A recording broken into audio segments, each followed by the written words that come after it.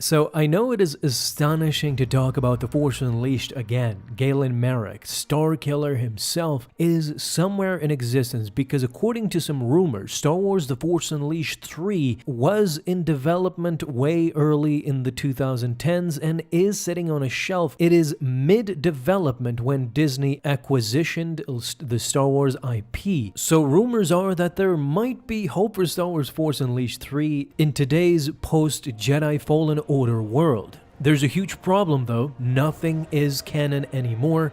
Anything to do with The Force Unleashed, it has been scrapped. So rumors are floating around that Starkiller might be back on screens again, and it may be hard to take seriously.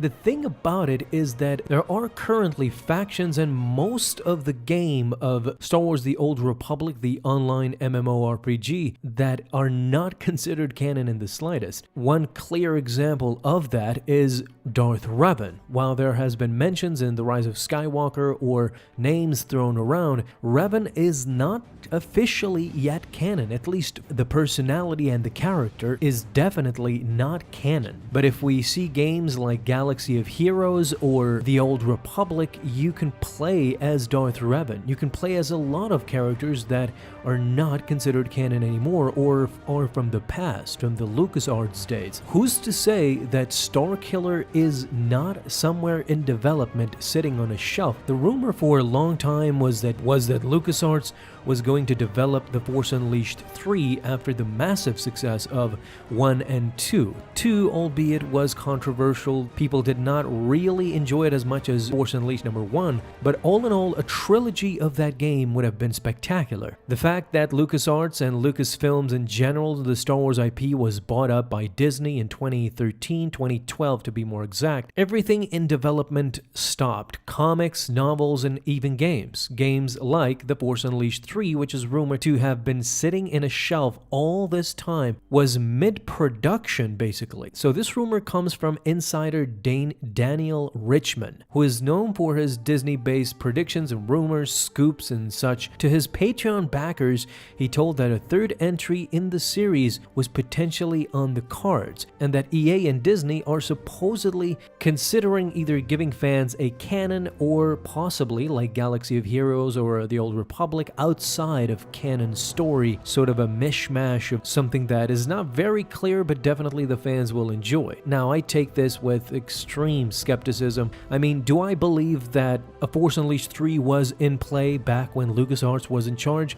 Yes, I do believe so. 1 and 2 was massively successful. The character of Starkiller is remembered to this day very fondly. However, once Disney bought everything, I think all that hope went into the backlog. Even Battlefront 3, if you guys remember back in the day, that was a big thing.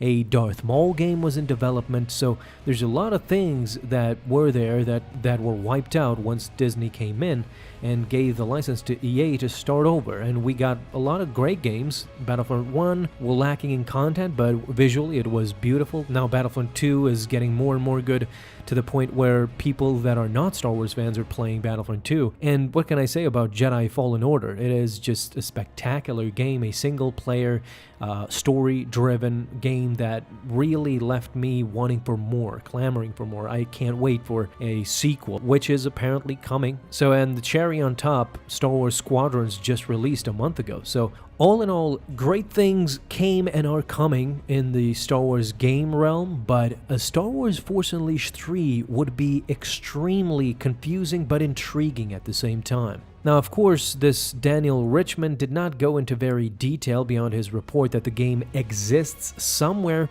and was in the very early stages of development even back then. With no official word from Disney or EA, of course, who now owns the license of Star Wars, it's worth noting that this rumor might just fall by the wayside. But I don't know, reports like these, I think, for me, it gives me a lot of hope for something to bring forth, something that might have not existed before. If we put an idea in the ether, I truly believe that something manifests out of that. And from the Star Wars The Force Unleashed love that we had for that game, I think the result of that love for that game, out of it came Jedi Fallen Order, which resembles a lot of what The Force Unleashed was. What's even more exciting is that you have to consider EA's contract with Disney to exclusively make games for the Star Wars IP. Disney could be looking for new partners to develop games once the current partnership with EA draws to a close in about a couple of years there. They might extend the contract, which I don't know how the fans will receive that. For me, it is always better to have an open market for other people to get involved as well, and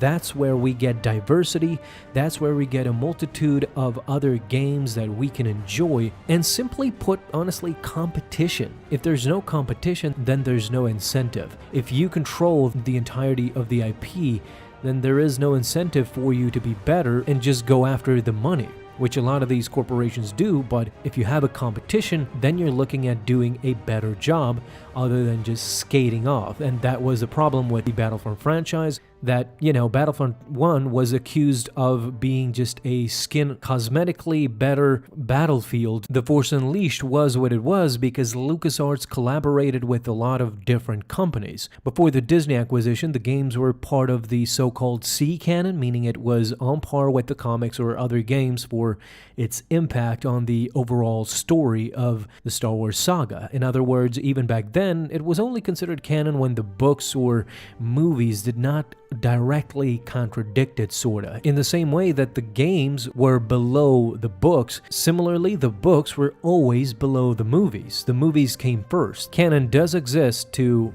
simplify things for the fans and give us a clear indication of how the story is going and what is implemented in it. But we should always consider that the games are somewhat third in line. I would say tied with the comics. The books, and then come the movies. Those are the most important parts of the entirety of the story. What you see in the movies will always be hard knocks canon. No budging and no way you could work around that.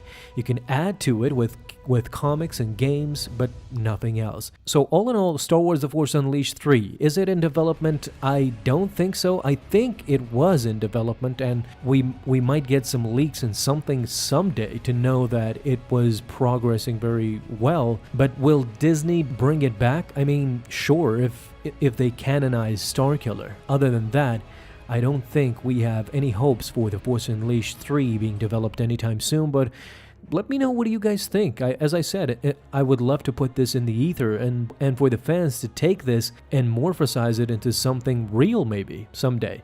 So guys, let me know in the comments. Thank you guys so much for watching this video, and if you enjoyed, leave a thumbs up down below, subscribe for dailies. Now you have an awesome day, Star Wars fans. I'll see you in the next video, and may the Force be with you. Until then.